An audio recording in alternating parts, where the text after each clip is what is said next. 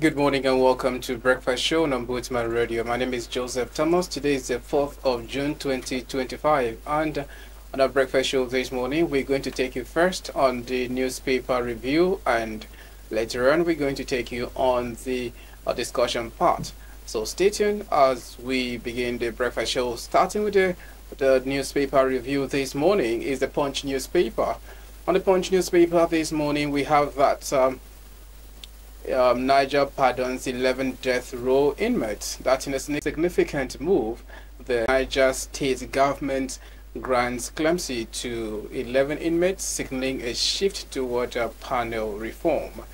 And the Judiciary Staff Union of Nigeria, JUSN, calls of its strike following the intervention of Chief Justice of Nigeria. Still on the Punch newspaper, we have that tension rise as the state governor and police chief present conflicting figures on the casualty toll. And more to that, 13 academic programs at Afe Babalola University receive full accreditation from the National Universities Commission. The presidency initiates steps to settle 2 trillion naira debt in the electricity sector. And lastly, we have that man dies after falling from cocoa house in Oyo. Biola Adebayo confirms separation from husband, and Ondo's deputy speaker and majority leader resign. That's what we have on the Punch newspaper this morning. And moving further to the Vanguard newspaper. On the Vanguard newspaper this morning, we have that a man tragically falls from the 26-story cocoa house in Ibadan, prompting investigation. And more to that, public outrage follows an attack on a monarch with reports of his crown removed and air beaten, leading to protest. And on Vanguard newspaper, we also have that the Nigerian Customs Service intercepts military gear and other contraband worth 1.5 billion naira. The demographic report outlines where the Nigerian diaspora is most concentrated globally. And more to the Vanguard newspaper, Nollywood actress Biola Bayo announces separation, emphasizing the importance of self-preservation. And lastly, on the we still have that the self-proclaimed military leader accepts a peace offer from the Edo government. And we have that the police detain 2 suspects in an alleged kidnapping and intimidation plot. Lastly, on the Vanguard newspaper, football's lawmaking body mandates penalty retakes after controversial Real Madrid call. That's what we have on the Vanguard newspaper. You can check for details of this on today's newspaper. And moving to the Leadership newspaper this morning, we have a thought leaders call for multi-sectoral partnership to unlock Africa's media potential. We also have that the federal government attributes devastating flooding in Niger State, Mokwa area to climate change. The anti-graft agency rearraign a suspect on cybercrime and terrorism charges. A 16-year-old student leads academic excellence with a remarkable 360 UTME score. That's on the Leadership newspaper. And more to that, oil and gas workers receive a 300% salary increase in new wage arrangement. We still have that Usmanu Danfodiyo University faces criticism and sympathy at its 613 billion naira for a lecturer's medical treatment. And lastly, we have that police successfully rescue Shangarin Dari after adoption. That's on the on the Leadership newspaper this morning. Moving to the Nation newspaper, we have that gunmen murder man and adopt his wife in a fresh wave of violence in Imo community. Judiciary workers hold their strike action for 1 month following high-level interventions. And still to that, we have the federal government begins disbursing 44,000 naira arrears for minimum wage to former NYC members. That's on the Nation newspaper. More to that, a federal government official criticizes Nasir El-Rufai, saying President Tinubu deserves support, not betrayal.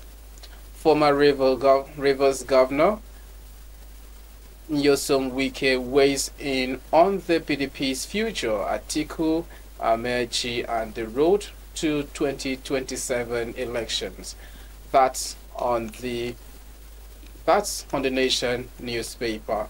And we also have that the ruling party claims a desperate alliance among opposition figures for power. Nigeria's customs seizes prohibited goods, including bulletproof vests, worth 1.2 billion naira in just 2 weeks. And that's how far we can go on the newspaper review this morning. Moving to the next section of the breakfast show this morning is a discussion program. Stay tuned as we bring you more updates.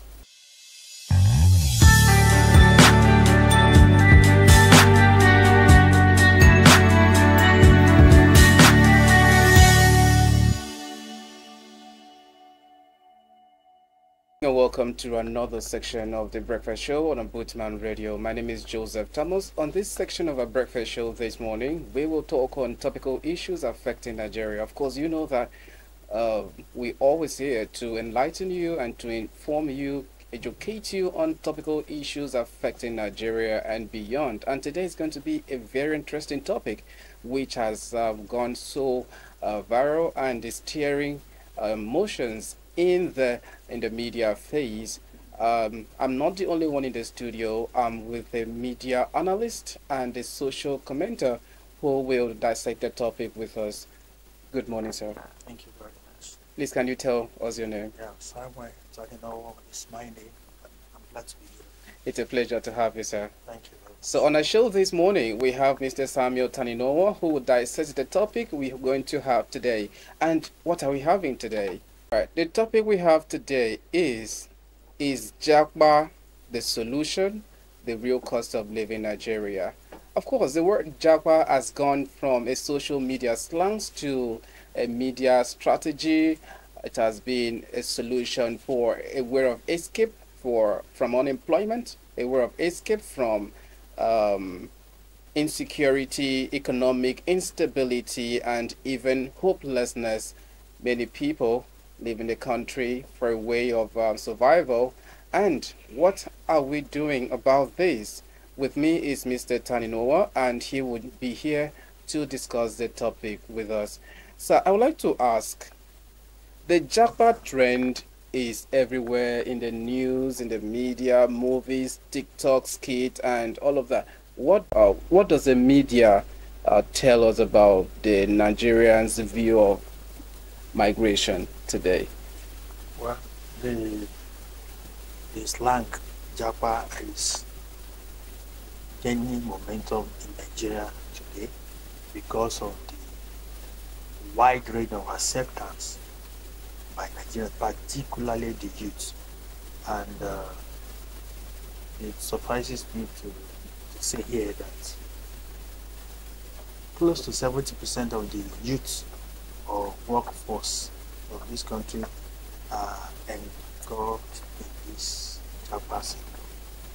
And for me, it's becoming a menace, and something needs to be done to curtail the trend, because there is so much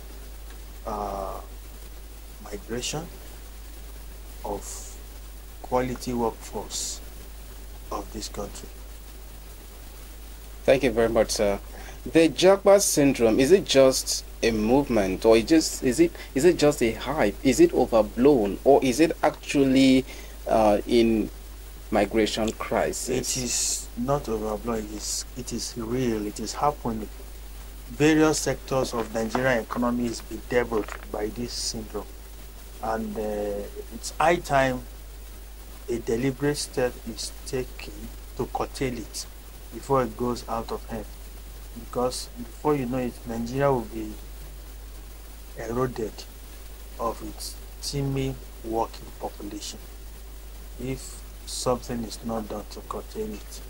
For crying out loud, Japa syndrome could be, to a very large extent, the emigration of people to other countries in the search of greener pasture, which could be legal or illegal. So it's always, when you hear of Japa, it's always about illegal or legal emigration of a very uh, important population of the country. Now, whether illegal or illegal, what is the root cause of many persons leaving the country, migrating from Nigeria to other, especially the European countries? I just mentioned to you just now, search for a greener pasture is one of the factors responsible. Just in this country today, one of the factors fueling insecurity, whether you like it or not, is unemployment. So unemployment has been the major aim of our economic development in this country. Yes. Number two, insecurity. Number three, youthful exuberance. Number four, the quest, want to belong. You know, that inferiority or superiority complex mentality. They believe you don't get out of this country, you can't make it. For crying out loud, there is so much of enormous opportunity in Nigeria. If you can sit down and look inward, you will discover very vividly that it is better to be here than there. Okay, so let's talk about the cost. What are the less obvious consequences of leaving the country, of migrating, that is not going viral on the media? Yeah, the consequential effects of Japa syndrome in Nigeria are very enormous. I will talk about, I've just mentioned to you, loss of working population. Number two is that there will be a sharp decrease in tax revenue, because when you are no longer working here, you're out of the country, government will lose a lot of funding that is supposed to be accrued to it through taxation. So okay, so sorry to cut you. Let's focus first on the individuals migrating. What are the less obvious consequences that is not going viral on the media? Number one, when you leave your country to another country, you become a second class or third class citizen where you are going to. You know, you are no longer in your own country, so you are not a first class citizen. You'll be treated like a stranger. You know, in a foreign land, you are a foreigner. Once you leave your country, you become a foreigner wherever you have gone to, and they will be treated as such. So you are going to lose your pride, your social pride. You're going to lose your original personhood, because where you are coming from, you are a citizen of that country. You know, a citizen of Nigeria, an indigenous of a state. Like I discovered that this indigenous mentality is being eroded. You know, some people don't know that you are a citizen of Nigeria first, then you are an indigenous of a state, then a native of a local government. Do you understand? That has been eroded because of this Japa syndrome. You know, nobody wants to feel the Nigerianness in us is being eroded. See, that indigenous mentality is gone. So you are less concerned about what happened. I'm out of Nigeria for good, so I'm less concerned. So you're saying it's devalued? Yes, and it will that mentality for being a Nigerian and you are loyal to your country, that loyalty, that submissiveness to your country is gone out of you. That's what is happening. And that's why a lot of things are deteriorating in Nigeria, because a lot of people care less about what's happening to Nigeria. Okay, so you've just mentioned the originality as a citizen. Yep. What do we have other consequences we have on? Do we have this talk about? Does it affect the immigrants in ways of brain drain and other psychological effects, social effects? I've mentioned that too, but I can still expatiate on Okay. that. It's gross loss of working population. The workforce, the population of the workforce in Nigeria is being reduced, and that will inadvertently rub off on income tax payments. Money that government is supposed to benefit from personal income tax is gone as a result of that, and therefore a lot of manpower is lost to this syndrome. For instance, if you check today, doctors are emigrating at a very alarming rate. Engineers, architects, lecturers, teachers, to mention but a few, they are leaving. These skilled workers are leaving the country, and these are the people that build the economy of any nation. All right, thank you very much, sir, for your contribution on this. How much responsibility does media hold in changing the dynamics? Yeah, the media, being the first estate of the realm, hold a duty to Nigerians to adequately inform them.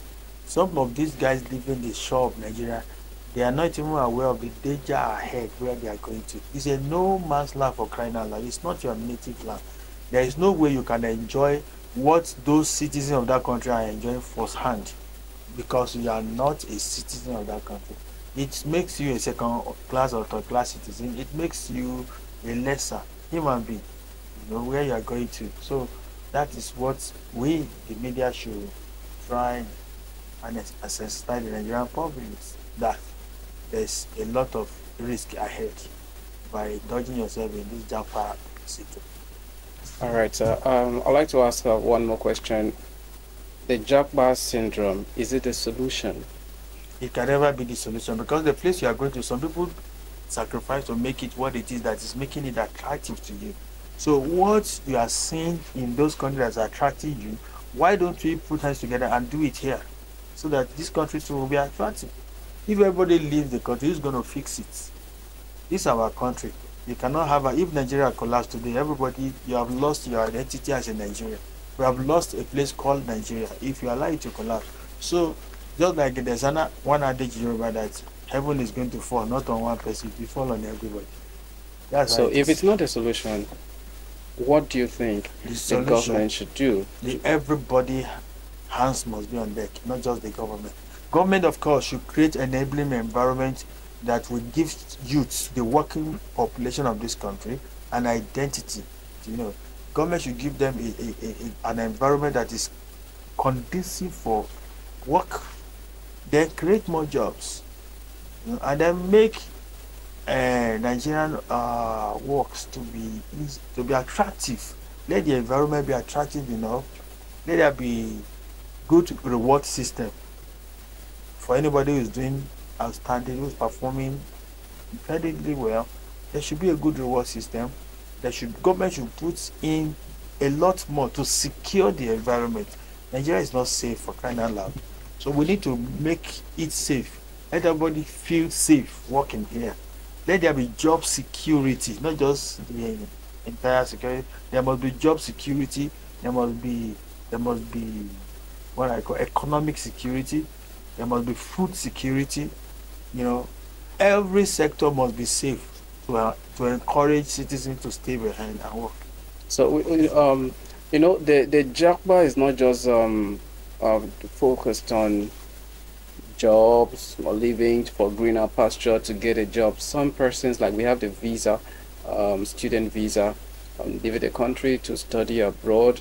What can the government do for citizens to feel safe to actually study in their home country and still get the same knowledge they would have gotten from outside? Of course, if the education system is properly revamped, if they can revamp the educational sector, make it world class, of course, people would like to stay, because look at even the pressure on naira will reduce, because when they are going out, they want to pay school fees, they want to do that. So the demand for dollar will reduce. So we can combat the dollarization of our economy by reducing this people who are into education tourism, even health tourism too. You know, all this will be reduced if our environment is properly put in perspective. All right, sir. Thank you so much Thank for you. your contribution on Thank you. this. All right, so like the saying goes that you cannot build a nation by exporting foreigners. Everyone, you have to build a nation. As Nigerians, we have to build a nation. We have to put our hands together to ensure that we have our nation back. We have our society back, where we have a nation where we can stay comfortably and thrive, grow without having to go seek for greener pasture outside. And that's how far we can go on our news breakfast discussion this morning. Don't forget that you can always get this information on our social media platforms, and more like this on our social media platforms on Facebook, Instagram, TikTok, and YouTube at Ombudsman Radio Nigeria, and on X account at Public Complaints Commission, Ombudsman Radio Nigeria. Join us next time for another session of a discussion like this to keep you informed and educated. Once again, thank you, Mr. Samuel Taninowo, for being here with us for this session. We really appreciate your time and contribution. All right, to our listeners, we will see you next time. Until then, stay informed and stay educated. Bye for now.